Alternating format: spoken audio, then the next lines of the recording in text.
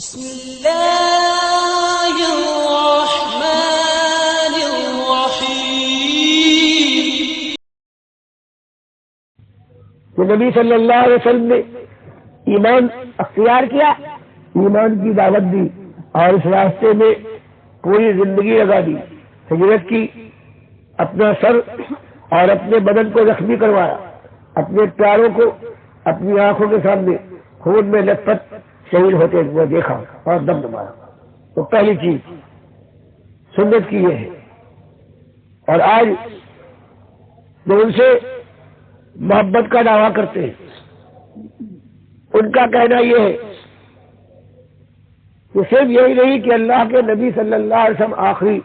رسول، اللہ کے سب سے محبوب بندے ہیں، بلکہ آج دنیا نے کہنا شروع کیا ہے کہ جس چیز کو آپ مٹانے آئے تھے اسی چیز کو آج اللہ کے نبی صلی اللہ علیہ وسلم پر لگا دیا کہ اللہ نور کا ہے اور نبی صلی اللہ علیہ وسلم اللہ کے نور کے ٹکڑے ہیں۔ مالک فرماتا ہے لیس کمثلہ شیء، تو میری تو کوئی مثال نہیں ہے۔ وجعل الظلمات والنور، اور اللہ نے تو جہاں تاریکی پیدا کی ہے وہاں نور کو بھی پیدا کیا، یہ مخلوق ہے۔ تو یہ اللہ کے ساتھ اللہ کے نبی صلی اللہ علیہ وسلم کو، اس نبی صلی اللہ علیہ وسلم کو جو اللہ کے سامنے 5 وقت مسجد میں اپنا ماتھا ٹیک دیا کرتا تھا، جو راتوں کو کھڑا رہتا تھا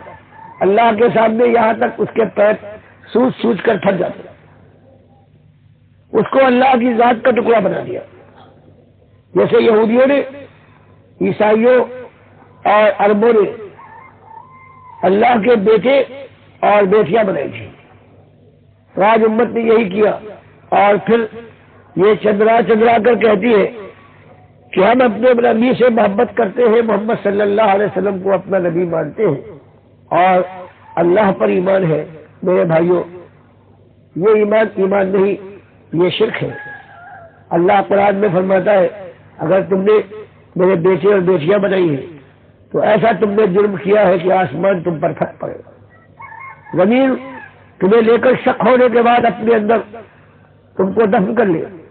اور پہاڑ ریزہ ریزہ ہو کر ٹوٹ پڑے، تو یہ بعید نہیں ہے۔ اسی طرح سے اللہ کے نبی صلی اللہ علیہ وسلم نے اعلان کیا کہ مجھے علم نہیں ہے، کوئی نہیں جانتا علم غیب تو اللہ کا حق ہے، اور کہا کہہ دیجیے قل لا یعلم من فی السماوات والارض الغیب الا اللہ وما یشعرون ایان یبعثون، کہ چھپی ہوئی بات کے سوائے اللہ کے کوئی نہیں جانتا۔ اور رہے یہ مردے جن کو پکارتے ہو، ان کو تو اپنی خبر نہیں ہے کہ قبروں سے کب زندہ کر کے اللہ ان کو قیامت کے دن اٹھائے گا۔ فرمایا کہ اعلان کر دیے لو کنت عالم الغیب لاستکثرت من الخیر وما مسنی السوء، کہ میرا حال بھی یہی ہے کہ اگر میں چھپی ہوئی کل کی بات کو جانتا تو بس دفعہ فائدہ ہی فائدہ، خیر ہی خیر جمع کرتا، اور مجھے کوئی مشکل پیش نہ آتی، کوئی تکلیف نہ پہنچتی۔ حالانکہ لوگ مجھے دھوکہ دیتے ہیں، میرے 70 صحابہ کو لے جاتے ہیں اور شہید کروا دیتے ہیں۔ کتنی باتیں ہیں جو میرے سامنے آتی اور کوئی نہیں جاتا، دیکھ لو فرشتوں کے سامنے جن کو اربوں تم پوچھتے ہو۔ جب انہوں نے یہ کہا کہ مالک ہم تیری حمد و ثنا، تقدیس اور تحمید کے لیے موجود ہے، یہ انسان کہیں اس زمین میں خون نہ بہائے، تو اللہ نے کہا اچھا تمہارے علم کا ایسی بڑی بات کہتے ہو، تو اللہ نے کچھ چیزیں لانے کے بعد ان کے سامنے رکھ دی اور کہا بتاؤ ان کے نام کیا ہے؟ قالوا لا علم لنا الا ما علمتنا، کہ مالک جتنی تو نے تعلیم ہمیں دے دی وہ تو ہمارے پاس ہے، لیکن ان چیزوں کا نام ہمیں معلوم نہیں۔ فرمایا جن کا عالم یہ ہو اپنے سامنے چیزیں رکھے ہوئے پاتے ہیں اور نام تک نہیں جانتے، ان کو تم پکارتے ہو یا منات بابا اغثنی، ہماری فریاد رسی کرو، یا لات ہمارے غوث بن جاؤ۔ فرمایا ابراہیم علیہ السلام کے پاس فرشتے آئے ہیں انسانوں کی شکل میں، وہ مہمان سمجھے گھر سے کھانا لا کر پیش کیا، اور جب انہوں نے کھانے کے لیے ہاتھ نہیں بڑھایا تو خوف کھائے اور چہرے کا رنگ بدل گیا۔ فرشتے جو انسانی شکل میں تھے یہ پہچان گئے کہ ہمارے یہ رسول پہچان نہیں پائے ہیں کہ ہم فرشتے ہیں، کھائیں گے نہیں، اس لیے انہوں نے کہا آپ خوف نہ کھائیے، ہم اللہ کے فرشتے ہیں، ہم کھانا نہیں کھاتے۔ تو اس ایک واقعے سے اللہ نے بتایا کہ دیکھو پیغمبروں کو پکارنے والوں، پیغمبر کے ساتھ میں فرشتے انسانی شکل میں آتے ہیں اور فرشتے پہچان نہیں پاتے کہ یہ کھانا لینے گئے ہیں، انہیں روک دیتے، خود وہ نہیں پہچان پاتے کہ یہ فرشتے ہیں، ورنہ کھانے کا انتظام نہ کرتے۔ اندر جو ان کی اہلیہ ہے جو اتنی بڑی ولیہ ہے حضرت سارہ، ان کو اگر خبر ہوتی تو کہتے کہ آپ کیوں پریشان ہو رہے ہیں، یہ فرشتے آئے ہوئے ہیں، یہ کھانا نہیں کھائیں گے۔ تو مالک نے بتایا سامنے چیز موجود ہے لیکن عالم الغیب یہ ملی ہے۔ ایک پیغمبر کو 100 سال کے بعد جو موت کی کیفیت میں ہم ڈالنے کے بعد اس سے پوچھتے ہیں کب لبثتا، کہ میرے پیغمبر اس موت کی کیفیت میں کتنے دنوں رہا ہوگا؟ وہ جواب دیتا ہے لبثت یوما او بعض یوم، مالک ایک دن یا ایک دن سے بھی کم۔ تو فرمایا جو اس طرح سے موت والا ہے وہ کیا تمہاری خبریں معلوم کرے گا، تمہاری پکاروں کو، تمہاری نظر و نیاز کو، تمہارے چڑھاوے کو، تمہاری بندگی کو کیا سنے گا اور کیا تمہاری بگڑی بنائے گا؟ اس کو تو خود اپنی خبر نہیں ہوتی۔ اصحاب کہف کو 309 سال کے بعد اللہ نے اٹھایا، آپس میں دو گروہ بن گئے، آپس میں کہتے تھے بھائیوں کتنے دنوں ہم سوئے ہوں گے ان غاروں میں، ایک پادری نے کہا ایک دن لگا ہوگا، یا دوسری پادری نے کہا کہ اس سے بھی کم۔ تو فرمایا تھا ولی اگر سو بھی جائے تو نہیں جانتا، اور دنیا والوں جو مر جاتے ہیں تم ان کے متعلق یہ عقیدہ رکھتے ہو کہ وہ جانتے ہیں اگر ان کی قبر کے اوپر کوئی چڑیا بیٹھ جائے تو بتا سکتے ہیں یہ نر ہے یا مادہ ہے۔ تو بتایا کہ کچھ ہوش کے داخل لو اللہ کے بندو، اپنی زندگی کو اپنے ایمان کو برباد نہ کرو۔ اسی طرح سے کہا یہ مال و دولت، یہ جسم جان، یہ اللہ کی امانت ہے، اس کو اللہ کے سامنے جھکاؤ، اگر نظر و نیاز کرنا ہے تو اللہ کی نظر کرو، مالک کا احسان ہے، کسی اور کی نظر کرو گے تو یہ مال میں شرک ہے۔ اللہ کے سامنے جھکو، یہ لوگوں تم قبروں کے سامنے جھکتے ہو، تم پیروں کی قلم بوسی کرتے ہو، یہ سارا یہ کفر شرک جو آج پھیل گیا ہے، یہ جو نقلی کعبے بنے ہیں جن کے لیے اللہ کے نبی صلی اللہ علیہ وسلم نے منع فرمایا تھا کہ دیکھو قبر کو پکا نہ کرنا، اس کے اوپر کوئی عمارت نہ بنے، اس کے اوپر مجاور نہ بیٹھنا، جہاں میلے لگے آج عرس ہونے لگا، بالکل حج کی طرح سے آج اللہ کے گھر کی طرح سے یہ اللہ کے بندوں کے گھر بنائے گئے، اور ان کا ہر سال حج کی طرح سے عرس بنایا گیا، اور عرس کے موقع پر یہ اللہ کے بندے جو اپنے کو مسلمان کہتے ہیں انہوں نے وہی پابندی لگائی جو احرام کی پابندی ہوتی ہے، کبھی ننگے پیر چل رہے ہیں بابا کے پاس جا رہے ہیں اور کبھی ننگے سر۔ پھر تلبیہ ان کا یہ ہے کہ لبیک اللہم لبیک کی جگہ پر باہو حق باہو بے شک باہو۔ پھر پہنچنے کے بعد حجر اسود کو اللہ کے نبی صلی اللہ علیہ وسلم نے ہاتھ بھی لگایا ہے، چوما بھی ہے، اور ایک سنت بنائی ہے کہ اس کے بعد اس طریقے سے طواف کعبہ کرو۔ عمر رضی اللہ تعالیٰ عنہ نے اپنے زمانے میں لوگوں کو مخاطب کر کے کہا کہ حجر سے ابن کا حجر لا تنفع ولا تضر، تو ایک پتھر ہے، نفع نقصان کا مالک نہیں ہے، نہ تم میں کوئی طاقت ہے، صرف تیری میں تجھ کے چومتا ہوں یا ہاتھ سے استعلام کرتا ہوں کہ خالی سنت نبی صلی اللہ علیہ وسلم کی پیروی ہے۔ آج باباؤں کے قبروں کے اوپر یا تو ان کی پائچی کا پتھر ہے یا سرہانے کا یا لٹکا ہوا ہے، اس کو چوم کر پھر بابا کے اس گھر کا جو ان کی قبر ہے پڑی ہوئی، ہندو کا مہاراج کھڑا ہوا ہوتا ہے، وہ مہاراج کہلاتا ہے، مسلمان کا پتھر پڑا ہوا ہے یہ بابا کہلاتا ہے، وہ جا کر پھیرے لگاتا ہے چکر، اور یہ مسلمان اپنے بابا کی قبر جو پڑا ہوا پتھر ہے اس کا طواف کرتا ہے۔ ہندو بھجن گاتا ہے، یہ قوالی ارشاد فرماتا ہے، وہ دنڈوت کرتا ہے اور یہ سجدے تعظیمی بجا لاتا ہے، اس کا حال یہ وہاں سے پرساد لاتا ہے اور یہ تبرک لے کر آتا ہے۔ اللہ کے بندے، ہندو اور مسلمانوں کا آج فرق دیکھو، سب کہیں مسلمانوں کی مائیں اور بہنیں اور بیٹیاں ہندو اور سکھوں کے بستروں پر ہیں، تو مالک نے فرمایا کہ دیکھو اگر تم اللہ سے محبت کا دعویٰ کرتے ہو تو پہلی چیز یہ ہے کہ ہمارے نبی صلی اللہ علیہ وسلم کے طریقے کو خوش دلی کے ساتھ اتباع کرو، اور نبی صلی اللہ علیہ وسلم کی پہلی بات تھی اور وہی ایمان اور ایمان کی دعوت تھی۔ اس کے بعد ایمان کے بعد پھر عبادت آتی ہے، اور عبادت میں سب سے پہلا معاملہ ہے وہ نماز کا ہے۔ اللہ کے نبی صلی اللہ علیہ وسلم نے آپ نے حکم دیا بلال رضی اللہ تعالیٰ عنہ کو کہ کھڑے ہو جاؤ اور اذان دو، اور اذان کو شروع کیا اللہ اکبر اللہ اکبر اللہ اکبر اللہ اکبر سے، نہ اس سے پہلے کوئی چیز،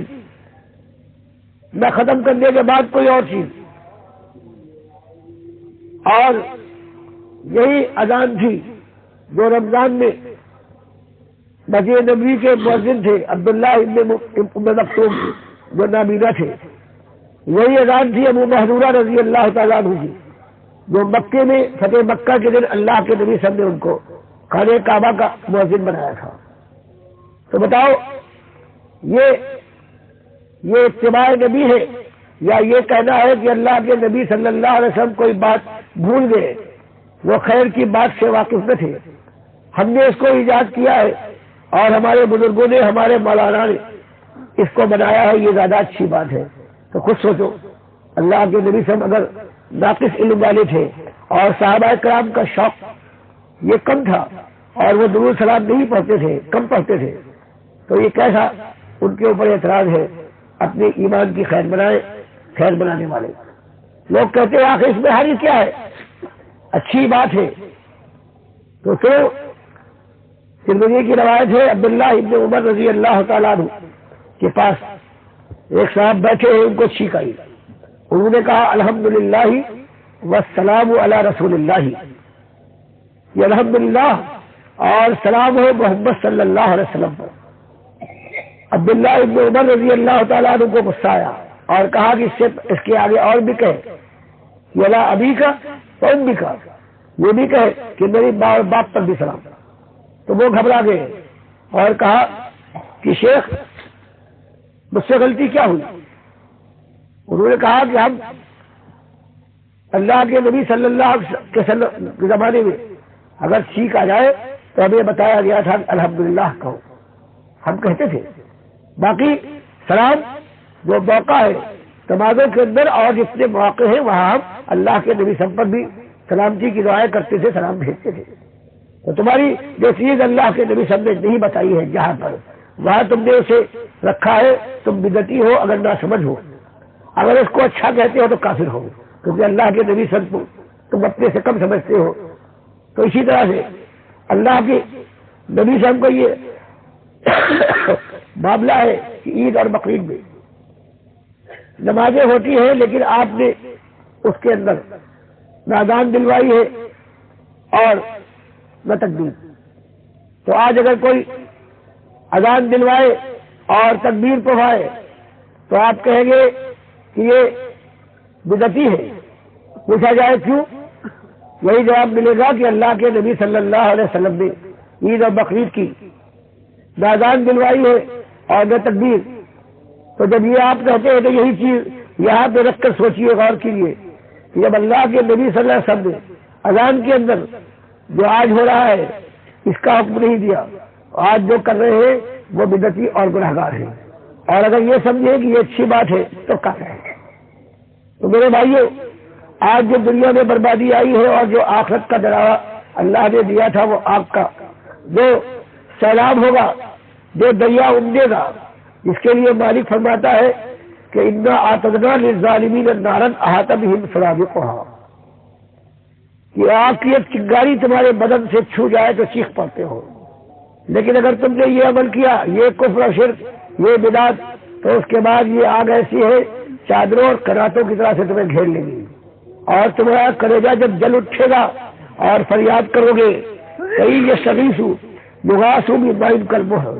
تو فریاد رسی ہوگی ایسے پانی سے جیسے تانبے کو گرم کرو، اتنا ابالو کہ رقیق بننے کے بعد وہ ابلنے لگے، وہ پلایا جائے گا، یشفی الوجوہ، چہروں کو بھون ڈالے گا، بیس الشراب والساعۃ مرتفقہ، کیسا یہ برا مشروب ہے، والساعۃ مرتفقہ، اور کیسا برا ہے یہ پذیرائی کا انداز۔ اللہ کے بندو ڈرو، بہرحال مرنا ہے، اور مرنے کے بعد یہ آگ ایسی چیز ہے تو اس سے بچاؤ اپنی جان کو، اپنے بال بچوں کو۔ تو میرے بھائیوں غور کرو کہ دیکھو ساری چیزیں ہم نے ہندوؤں سے لے لی ہے، ان کے ساتھ رہے ہیں۔ ہندوؤں کے یہاں دیکھتے ہو کہ دیوالی ہوتی ہے، چراغاں کرتے ہو، ہم اپنے بھی وہ جھوٹی روایتوں سے جو رافضیوں اور شیعوں کی بنائی ہوئی ہے، جس کو شب برات کہتے ہیں، یعنی ہم صحابہ کے ایمان سے، جن کو وہ کہتے ہیں سوائے 3 کے سارے مرتد ہو گئے تھے، تو شب برات نہیں خوشی کی بلکہ شب برات کہتے ہیں کہ صحابہ سے اور دین حق سے ہمارا اعلان برات ہے۔ جھوٹی روایتیں بنائی ہیں انہوں نے، ایک روایت بھی نہیں ہے۔ اور اس طرح سے دیوالی انہوں نے بنائی ہے، چراغا ہوتا ہے، آج مسلمان بھی پٹاخے ہوتا ہے اور چراغا کرتا ہے۔ اسی طرح سے عاشورہ بنایا گیا ہے، عاشورہ کے معنی 10 دن کے ہیں، اور ہندوؤں میں دشہرا ہوتا تھا، ہندوستان سے آئے ہوئے یا پرانے لوگ جو بوڑھے ہیں یا ہندوؤں کا انہوں نے حال دیکھا تھا کہ وہاں انہوں نے رام اور راون 2 کو بنایا تھا۔ آج مسلمانوں نے ان کی نقل میں رام اور راون بنایا ہے۔ رام انہوں نے بنایا ہے حسین رضی اللہ تعالیٰ عنہ کو، اور راون بنایا ہے اللہ کے اس بندے کو جس کے لیے محمد صلی اللہ علیہ وسلم نے خوشخبری سنائی تھی بخاری کی حدیث میں کہ وہ بخشا بخشایا اور بخشا بخشاؤں کے سردار ہیں۔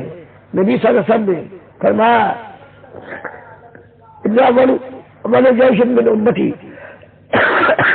کہ سب سے پہلا لشکر میری امت کا یغزون مدینہ قیصر، جو قیصر کے دار حکومت کے اوپر حملہ آور ہوگا وہ بخشا بخشایا ہے، سارا لشکر۔ اور بخاری لائے کہ صرف یہ یزید ابن معاویہ رحمۃ اللہ علیہ یہ صرف بخشے بخشائے نہیں ہے بلکہ یہ سالار اعلیٰ تھے، بخشے بخشاؤں کے سردار تھے۔ میرے بھائیوں، اللہ کے نبی صلی اللہ علیہ وسلم کی بات جو آتی ہے یہ نجومی کی بات نہیں ہے، یہ رسول صلی اللہ علیہ وسلم کی بات ہے۔ اللہ فرماتا ہے یہ ہمارے ہم اور ہمارے وحی سے کوئی بات بتاتا ہے، تو اللہ نے تو یزید رحمت اللہ علیہ کو اپنے نبی صلی اللہ علیہ وسلم کی زبان سے بخشے بخشاؤں کا سردار بنایا، اور آج ان کے اوپر گالیاں پڑتی ہیں۔ آج یہ 10 تاریخ وہی رام اور راون کا کھیل کھیلا جاتا ہے۔ بتاؤ اللہ کے نبی صلی اللہ علیہ وسلم کا یہ انکار نہیں ہے، اور شوق سے اس کو مانتے ہو، اور پھر اس کے بعد حسن حسین کا شربت یہ غیر اللہ ہے، اس کا پینا حرام، اس کا بنانے والا مشرک۔ 4 جگہ قرآن میں بیان کیا گیا ہے کہ غیر اللہ کی نظر و نیاز کا کھانا ہے، یہ سور کے گوشت سے زیادہ نجس اور حرام ہے۔ میرے بھائیوں، ملو سلوا سمجھ کر، شیر مادر سمجھ کر آج یہ امت سارا کفر، شرک اور یہ سب کچھ کر رہی ہے۔ اللہ باز آ جاؤ، اپنی جوانی پر رحم کرو، اپنے بال بچوں پر ترس کھاؤ، یہ تمہاری جان ہے، اس کو بھی سردی اور گرمی سے بچاتے ہو، اور اسی طرح سے اپنے بچوں کے لیے اپنے خون کو پسینہ بہا دیتے ہو۔ میرے قوم کے لوگوں، پلٹو توبہ کرو، اور اللہ کو اکیلا ماننے کے بعد اللہ کے نبی صلی اللہ علیہ وسلم کو اپنا رہنما، اپنی آنکھوں کا تارا بناؤ، اولیاء اللہ کو سر کا تاج بناؤ، جو انہوں نے کیا ہے وہ کرو۔ اللہ کو انہوں نے ایک مانا، دعوت دی، چوٹیں لگی، میدان میں اترے، یہ کام کرو، لیکن ان کو پکارنا، ان کو اللہ کے نام دینا کہ یہ مشکل کشا ہے، یہ دستگیر ہے، یہ ان کے ساتھ دشمنی ہے۔ مالک فرماتا ہے آج تم میرے اولیاء اور انبیاء کے ساتھ دشمنی کر لو، ان کو خبر نہیں ہے، لیکن ایک دن آنے والا ہے کہ وَمَنْ أَضَلُّ مِمَّن يَدْعُو مِن دُونِ اللَّهِ، بل لا یستجیب لہ الی یوم القیامہ وہم عن دعائہم غافلون۔ آج یا رسول کے نعرے لگا لو، آج ہندوؤں کی جنم اشٹمی کی طرح سے میلاد النبی بنا لو۔ اللہ کے بندو دیکھو میلاد کا جو تم نے یہ تیسری عید نکالی ہے اللہ اور اس کے رسول صلی اللہ علیہ وسلم نے، تو عید الفطر اور عید الاضحیٰ دو عیدیں مقرر کی، اور دن منانے ولادت کا دن منانے کے اوپر عمر بن خطاب رضی اللہ تعالیٰ عنہ نے ایسی ناراضگی کا اظہار کیا ہے کہ ابو موسیٰ اشعری رضی اللہ تعالیٰ عنہ کوفے کے گورنر ہیں، وہ اپنی پریشانی عمر بن خطاب رضی اللہ تعالیٰ عنہ کے پاس لکھ کر بھیجتے ہیں کہ ہم کوئی حکم دیتے ہیں، کوئی عمل ہوتا ہے، تاریخ لکھتے ہیں، لیکن کوئی سن نہیں ہے کون سا سن اختیار کرے۔ ہم لکھیں کہ رمضان میں ایسا ہوا تھا، کتنے سال پہلے ہوا ہے، یہ جب تک کوئی سن نہ ہو تو ہم کیسے بنائیں؟ اگر عمر نے کہا بالکل صحیح کہتے ہیں، اپنی شورا کو جمع کیا اور ان سے دریافت کیا کہ اس میں رائے دو کہ سن ہونا چاہیے، تو سب نے مختلف رائے دی۔ ایک صاحب نے رائے دی کہ حضرت عیسیٰ کی پیدائش سے جیسے سن بنایا گیا ہے عیسوی، اگر ایسے ہی آپ نبی صاحب کی پیدائش سے ولادت سے آپ مانوس سے سن مقرر کریں۔ یہ سننے کے بعد دیش میں آ کر کہ لوگوں اب تم مجھے یہ مشورہ دیتے ہو کہ میں یہودیوں اور عیسائیوں کی روش کو اختیار کروں، ہرگز یہ کام نہ کروں گا، اس لیے میرا فیصلہ ہے کہ یہ ہجرت کے کو میں سن کی ابتدا بناؤں گا۔ تو وہ اللہ کا بندہ جس نے اللہ کے لیے اپنی جان لگا دی، اس کا انداز دیکھو۔ اور آج ہندوؤں کی طرح سے جنماشٹمی منائی جاتی ہے، اگر یہ اچھا کام ہوتا تو صحابہ ابوبکر صدیق رضی اللہ تعالیٰ عنہ کرتے، حضرت عمر کرتے، عثمان رضی اللہ تعالیٰ عنہ، سارے صحابہ کرتے۔